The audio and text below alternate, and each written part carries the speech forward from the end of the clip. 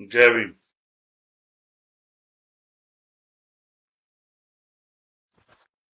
शायद नेटवर्क की किसी इशू के कारण मेरा लाइव जो है वो डिस्कनेक्ट हो गया था। पुनः अपनी बात को शुरुआत करते हुए बहुजन समाज में जन्मे सभी संतों गुरुओं महापुरुषों को नमन करता हूँ। और दो विषय जिन पर मैंने आपसे कहा कि आपसे बात करनी है, पहला संविधान बचाओ यात्रा और दूसरा नई संसद में नई राजनीति जो देखने को मिली उस पर। सबसे पहले हम लोग फर्स्ट विषय पर बात करेंगे और फर्स्ट विषय है संविधान बचाओ यात्रा। मध्य प्रदेश में 6 से 7 जिलों में हम लोग गए। मैं उन सभी साथियों का धन्यवाद करूंगा जो लोग इस संविधान बचाओ यात्रा में लगातार मेरे साथ थे। कई तरह की परिस्थितियों का सामना हुआ। बहुत सारे ग्रामीण क्षेत्रों से गुजरते हुए बहुत सारे लोगों की समस्याएं सुनी। रात में कार्यकर्ताओं के साथ कैडर में शामिल होने का मौका मिला, उनको समझाने का मौका मिला और सड़कों पे माताओं का, बहनों का, बुजुर्गों का, नौजवानों का प्यार देखने को मिला। ये एक अलग तरह का एक्सपीरियंस और मेरे लिए इसलिए भी बहुत महत्वपूर्ण था कि जब एक तरफ मेरी जान लेने के लिए कुछ लोग जो हैं प्रयास कर रहे हूं, वहीं भीम आर्मी आजाद समाज पार्टी के युवा साथियों द्वारा, भाइयों द्वारा एक सुरक्षा चक्र बना के जिस तरह से यात्रा को पहले चरण को पूरा कराया गया, ये बड़ा ऐतिहासिक था। उनका प्यार, उनका त्याग, उनकी ईमानदारी, उनका संघर्ष देखने लायक था। खूब आनंद आया। मध्य प्रदेश के साथियों का, एक एक साथियों का धन्यवाद। जो जिले यात्रा प्रभारी बनाए गए तो उनका धन्यवाद। जिन लोगों ने जिस तरह से भी तन मन धन से जो सहयोग किया, खाना खिलाया, लेटने की जगह दी, उन सब का धन्यवाद। एक बहुत अच्छा एक्सपीरियंस था। कई नई बातें कि आज भी 200-250 रुपए की दिहाड़ी, यानी कि मानदेय वेतन पर जो है लोग रोजाना काम करते हैं पेट पालने के लिए। कई इस तरह की बातें कि आज भी असमानता, जातिवाद मध्य प्रदेश में बड़े पैमाने पे है, सामंतवाद बड़े पैमाने पे है। आज भी कई जगह पे घोड़ी निकालने पे, स्वाभिमान सम्मान का जीवन जीने पे तमाम तरह की परेशानियों का सामना करना पड़ता है। ये भी एक नए तरह का एक्सपीरियंस था। और क्योंकि यात्रा मंदसौर जाते हुए राजस्थान के भीलवाड़ा डिस्ट्रिक्ट के आसपास, भीलवाड़ा के आसपास डग विधानसभा और उसके साथ वाली विधानसभा से भी निकली, तो पूरे पूरे गांव के लोग काम छोड़ के सड़कों पे थे। माताएं, बहनें, प्यारी प्यारी बच्चियां, जिनको बहुत सारी उम्मीद, आशाएं भीम आर्मी आजाद समाज पार्टी से। और ये तब था कि जब बहुत बड़ा कोई प्रचार तंत्र नहीं था। कोई गांव ऐसा नहीं था जिसके बाहर लोग ना खड़े हों। 2-2 किलोमीटर अंदर गांव से सड़क पे आके खड़े होना और घंटों इंतजार करना, ये जो काम करने की उम्मीद हम लोग लेके चले हैं, उसको एक बहुत बल देता और हमारे आत्मविश्वास को मजबूत करता। संविधान बचाओ यात्रा के सहयोगी साथी जिनके विचारों से संविधान बचाओ यात्रा आगे बढ़ी, उनका भी धन्यवाद। Specially Azad Samaj party Bhim army committee का धन्यवाद।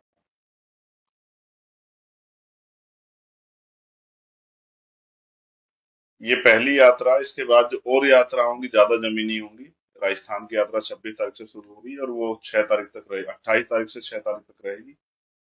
ग्रामीण क्षेत्रों में, गांव में, कस्बों में लोगों से मिलने का, उनको सुनने का, उनकी परेशानियां जानने का, उनकी समस्या का किस तरह निराकरण होगा ये बताने का मौका उन्हें मिलेगा। खूब फूल फेंके गए, खूब बारिश में लोग खड़े रहे। एक गांव तो ऐसा था, कमेर शायद नाम है उसका, कि बहुत तेज बारिश में नौजवान साथी, बुजुर्ग और युवा तो खड़े ही थे, बच्चे तो खड़े थे, लेकिन माँ बहनें जो हैं वो इतनी तेज बारिश में ट्रैक्टर ट्रॉली पे बड़ी संख्या में खड़ी थी, और फिर अपने आप का मन नहीं हो पाया कि अंदर बैठा रहा, फिर उनके पास जाना पड़ा। उन्होंने वहां वो आज मुझे हमारे यहाँ कम है, लेकिन उधर पगड़ी बांधने का एक बहुत बड़ा वो है, सम्मान के तौर पे साफा वो पगड़ी के रूप में बांधते हैं। मैं भी सीख गया हूँ काफी हद तक बांधना, बहुत अच्छी तरह से नहीं सीखा लेकिन सीख गया हूँ। इस बीच में एक बड़ी घटना घटी है कि महिला आरक्षण विधेयक बिल बन के और वो लोकसभा और राज्यसभा से पास हो गया, और बधाई हो उन सभी नेताओं को जिन्होंने उसका समर्थन किया। हाँ, दबी आवाज में जरूर कहा कि इसमें एससी, एसटी, ओबीसी और मुस्लिम समाज की महिला, अल्पसंख्यक समाज की महिलाएं भी होती तो बहुत अच्छा रहता, लेकिन हमारा समर्थन, इस बात पे मैं जल्द लाइव के आके अपनी बात रखूंगा कि मैं इससे कितना सहमत हूँ। और अगर जिम्मेदारी के तौर पे कहूँ क्यों सहमत नहीं हूँ, ये भी रखूंगा। मैं इस पे सहमत नहीं हूँ, क्यों सहमत नहीं, बहुत जल्दी एक लाइव के माध्यम से रखूंगा कि इससे कितना बड़ा नुकसान वंचित वर्ग का, और मैं और हमारे साथी इसको इतनी आसानी से जो है इस षड्यंत्र को कामयाब नहीं होने देंगे। इसके विरुद्ध हमारा जो आंदोलन, मैंने बहुत सारे नेताओं को सुना उस समय के, जब पिछली बार ये बिल आया था, और जिस तरह से उन्होंने विरोध दर्ज कराया था वो ऐतिहासिक था। आज के नेताओं में इतनी कुव्वत नहीं है कि वो इस पे सवाल खड़ा कर पाते, लेकिन मैं आपको विश्वास से कहता हूँ कि बहुत जल्द जो है हम लोग इसको लेकर रणनीति बना के और अपना विरोध जो है वो बड़े पैमाने पर दर्ज कराएंगे। उसके साथ साथ बीएड के बच्चों का एक इशू हुआ। मैं बीएड के विद्यार्थियों के आज भी साथ हूँ, और उनकी लड़ाई को बहुत जल्द उनकी लीडरशिप जो लोग काम कर रहे हैं उनके डाटा इकट्ठा करके उनसे बात करके एक बड़े प्रोटेस्ट को हम लोग करेंगे। जो बीटीसी के साथी हैं, मेरे उनसे कोई नाराजगी नहीं है, उनको भी उनका अधिकार मिलना चाहिए, लेकिन जिन बच्चों ने बीएड कर लिया है सरकार के राजपत्र के अनुसार, उनको उनके जीवन के बारे में भी हमें सोचना चाहिए, उनको भी उनके अवसर मिले इस बारे में सोचना चाहिए। जिम्मेदारी सरकार की, सरकार के वजह से आपसे मतभेद हुए हैं दोनों बीएड और बीटीसी के लोगों में, लेकिन मैं समझता हूँ सरकार को इस पर जल्द फैसला करना चाहिए। तो बीएड के साथियों को मैं कहूंगा कि वो निराश ना हो, घबराए ना, न्यायोचित कार्रवाई के लिए हम सरकार के लोगों से इस पे जो है जिस तरह का भी आंदोलन संरक्षण आपको देना पड़ा और जिस तरह से भी आवाज उठानी पड़ी उसको हम लोग करेंगे। जिन लोगों को बीटीसी से अवसर मिला उनके लिए भी मंगल कामनाएं। वो इस बात से वो ना हो कि भाई हमारी शक्ति बहुत अधिक है और हम लोग प्रोटेस्ट करेंगे तो उनका हक छीनेगा, उनका हक नहीं छीनेगा, उनका हक भी उनको मिलेगा, लेकिन बीएड के 1.5 करोड़ से ज्यादा अभ्यर्थियों के बारे में भी हमें सोचना पड़ेगा। हम प्रयास करेंगे आपका हक छीने बगैर उनको उनका हक मिले। दूसरा विषय जो एक सांसद जी ने एक दूसरे माननीय सांसद को जिस तरह की भाषा का प्रयोग किया सदन में, और जिस तरह से बहुत पहले से हम देख रहे हैं किस तरह से जो है माननीय स्पीकर महोदय जो है अध्यक्ष महोदय लोकसभा के जो अध्यक्ष हैं वो कार्रवाई करते हैं, लेकिन इस बार वो कार्रवाई के नाम पे सिर्फ डांट के जिन्होंने उन्होंने छोड़ दिया। मैं इस अ, घटना की जितनी निंदा करूं, और निंदा तो बहुत दिनों से करता है, निंदा से भी बुरा, इस पर जितनी सख्त कार्रवाई होनी चाहिए वो नहीं हुई, क्योंकि मैं इस बात को जानता हूं कि जो चीजें लोकसभा में कही जाती है उन पर लोकसभा के बाहर उस पर कार्रवाई के लिए बाध्यता नहीं है। लेकिन मैं लोकसभा स्पीकर जी से, अध्यक्ष जी से भी उम्मीद करूंगा कि वो उन पर सख्त से सख्त कार्रवाई करेंगे, और ऐसी कार्रवाई की दोबारा कोई भी व्यक्ति किसी धर्म के व्यक्ति के प्रति, किसी जाति के व्यक्ति के प्रति ऐसी टिप्पणी करने, और किसी भी मान्य सांसद के विरुद्ध ऐसी टिप्पणी करने से पहले, किसी समाज के खिलाफ एक भावना लेकर टिप्पणी करने से पहले 1000 बार सोचे। ऐसी सख्त कार्रवाई ऐसे सांसदों पे होनी चाहिए। मैंने माननीय सांसद को पहले भी सुना और उनके कर्तव्य उसको उनकी वाणियों को सुना, समझ आया कि सरकार उनको अपने मोहरे के रूप में यूज करती है, क्योंकि वो पिछड़े वर्ग से आते हैं, तो उनके जरिए जो है अपनी बात को कहलवाना आसान है। जो सरकार की नीयत है भारतीय जनता पार्टी की, और जो नेचर है और जिस तरह की विचारधारा और जिस तरह के लक्ष्य पे वो लोग काम कर रहे हैं और जिस तरह का राजनीतिक एजेंडा उनका है, वो जानते हैं कि जब तक मुसलमानों को इस देश में गाली नहीं दी जाएगी तब तक वो हिंदुत्व के नाम पे एससी, एसटी, ओबीसी को भाई बना के कंसोलिडेट नहीं कर पाएंगे। लेकिन इसके परिणाम, भारतीय जनता पार्टी तो राजनीति के लिए करती है, लेकिन इसके परिणाम जो है दुनिया भर में, जो हमारी विदेश नीतियों पर और तमाम तरह से जो हमारे समाज के अंदर, हमारे प्रदेश और देश के अंदर जो नफरत फैलती है, उसका एहसास शायद भारतीय जनता पार्टी को नहीं है। उनके लिए सत्ता ही सब कुछ है, इसलिए वो इन बातों पे गौर नहीं करते। लेकिन मैं समझता हूँ कि ये बातें गौर करने योग्य हैं, इन पे गौर होना चाहिए। हमारे माननीय सुप्रीम कोर्ट ने भी कहा कि हेट स्पीचेस पे हम लोग कार्रवाई करेंगे, लेकिन ये कैसी नई संसद है जिसके पहले ही सत्र में इस्लाम के मानने वाले लोगों को टारगेट करके इतना बड़ा अपमान और इतने अपशब्द कहने की हिम्मत सरकार के सांसद द्वारा की गई। मैं इसको एक सोची समझी साजिश मानता हूं, लेकिन सरकार इस बात को समझे, जो बात मैं आपसे कह रहा हूं, कि इसका कितना बड़ा रिएक्शन अरब कंट्रियों से आएगा, और कितना जो है अरब कंट्रीज पे जो है और हमारे संबंध जो देश के हैं, चाहे वो राजनीतिक संबंध हो या फिर तमाम तरह से जो आयात निर्यात को लेके व्यापारिक संबंध हमारे कितने खराब होंगे, इसका एहसास नहीं। और ये एक आपके राजनीतिक एजेंडा कितने लोगों की जान को भी के साथ खिलवाड़ कर रहा है, ये आपको नहीं पता। जो अरब कंट्री में हमारे लोग रहते हैं, स्पेशली जो हमारे बड़े पैमाने पे कमजोर वर्गों के लोग जो रोजगार करने के लिए वहां गए हैं, उनकी जान के साथ कितना बड़ा खिलवाड़ आपने किया, आपको जानकारी नहीं है। उनके रोजगार के साथ कितना बड़ा खिलवाड़ आपने किया, आपको जानकारी नहीं है। बस आपका एकमात्र उद्देश्य है कि आपने आपका राजनीतिक एजेंडा कामयाब हो। मैं लोकसभा में तो नहीं हूं, अगर मैं लोकसभा में सदस्य के रूप में होता तो शायद वही इस पे हम लोग जो है अपनी जवाबदेही सुनिश्चित करते। मुझे विपक्ष के साथियों से भी ये कहना है कि उसी दिन सदन को बंद करवा देना चाहिए था। उसी दिन जो है सदन के बाहर तत्कालिक रूप से हड़ताल पे बैठ जाना चाहिए था, आंदोलन करना चाहिए था। क्योंकि एक व्यक्ति का नहीं, एक समाज का मामला था। जब छोटी छोटी बातों पे वहां आंदोलन होते हैं, छोटे छोटे मुद्दों पे वहां आंदोलन होते हैं, अपनी बात रखी जाती है, विरोध दर्ज होता है, तो इतने बड़े मामले पे क्यों देरी हुई? और इसका परिणाम ये हुआ कि ये पूरा मामला एक मजाक बन के रह गया, और हम लोग आरोप प्रत्यारोप लगा रहे हैं। ये एक घटिया सोच और घटिया मानसिकता जो भारतीय जनता पार्टी के नेताओं में, भारतीय जनता पार्टी के कैडर के इशारे पे, भारतीय जनता पार्टी के राजनीतिक एजेंडे के इशारे पे जो आ रही है, इसकी जिम्मेदारी देश के प्रधानमंत्री, गृह मंत्री और आरएसएस के जो हमारे प्रमुख हैं, उनकी बैठती है कि वो सामने क्या कहते हैं, पीछे क्या कहते हैं, उनके मन में क्या है और वो उनकी जबान पे क्या है। ये तमाम उन बातों को जो है ना चरितार्थ करता है, जो हम लोग देखते हैं। वो बाहर से आए हुए मुस्लिम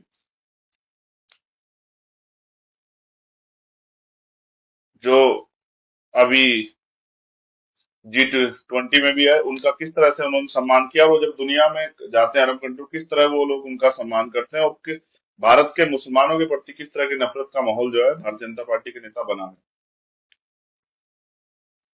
ये जितना भी जो है इसकी,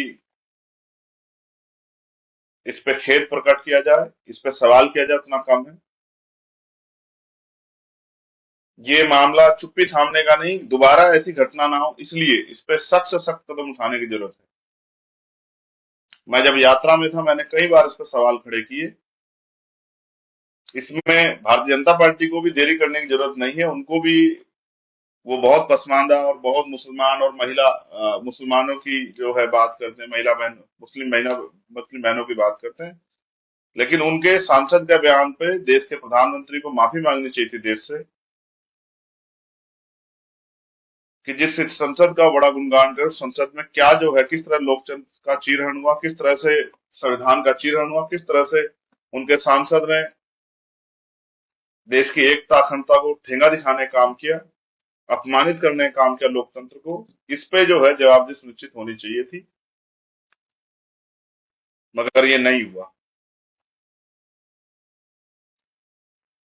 एक भय, एक डर, एक समुदाय के प्रति उस तरह का माहौल बनाया जा रहा है। इस देश के दलित आदिवासी तो सदियों से अन्याय अपमान सहते आए, लेकिन गांव गली बस्ती चौराहों पे ये रोज होता है। मुझे पता है, आम गरीब कमजोर मुसलमान के साथ ये होता है, मैं इस बात को समझता हूँ। लेकिन संसद में अगर ये हो रहा है, तो इसका मतलब भारतीय जनता पार्टी उस डर, उस दहशत को समझ रही है जो आने वाले कल में जनता में जो आक्रोश उनके खिलाफ पैदा होगा। तो हमसे जो भरसक प्रयास होगा हम लोग उस पर करेंगे, और मैं प्रयास करूंगा कि भाई दानिश जी से भी हम लोग मुलाकात करके उनकी पीड़ा को कम करने का काम करेंगे, उनके दुख को बांटने का काम करेंगे। लेकिन इससे भी बड़ा दुख बांटने से और उनके साथ खड़े होकर इस लड़ाई को लड़ने में भी हम लोग जो है पीछे नहीं हटेंगे। और बहुत जल्द मैं अब जब यात्रा से फ्री होने के बाद राष्ट्रीय स्तर पे जो है इस तरह के जो तमाम कमजोर वर्गों के खिलाफ जो साजिशें हो रही है, जो अन्याय हो रहा है, उसका जवाब हम लोग राष्ट्रीय स्तर पे दिल्ली में इस संसद भवन का घेराव करके ही उसका जो है जवाब लेंगे सरकारों से। ये इस तरह का माहौल, इस तरह की भाषा, इस तरह के विचार किसी भी कीमत पर बर्दाश्त नहीं किए जाएंगे। मैं अपनी बात के जरिए सरकार के लोगों से, लोकसभा अध्यक्ष जी से ये निवेदन करूंगा कि माननीय सदस्य पर ठोस कार्रवाई जो है, कड़ी कार्रवाई, अनिश्चितकालीन बैन या अपने स्तर से मुकदमा लिखवा के उनको जेल भेजना चाहिए, जिससे कि दोबारा कोई ऐसी गलती ना करे। अगर अब इस बार उन पे कार्रवाई नहीं हुई तो ये ट्रेंड बन जाएगा, दोबारा फिर कोई किसी मुसलमान को इस तरह के शब्द कह के अपमानित करने का काम करेगा।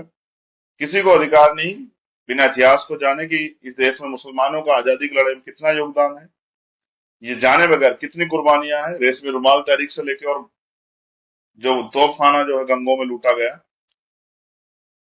जो तमाम तरह की मुसीबतों का सामना जो है देश के क्रांतिकारियों के साथ खड़े होकर मुस्लिम साथियों ने किया, भाइयों ने किया, इस तरह से उनको पूरे समाज को संदेश देने के रूप में, अपमानित करने के रूप में उग्रवादी, आतंकवादी कहना, ये बहुत ही दुर्भाग्यपूर्ण है और ये किसी भी कीमत पर स्वीकार्य नहीं।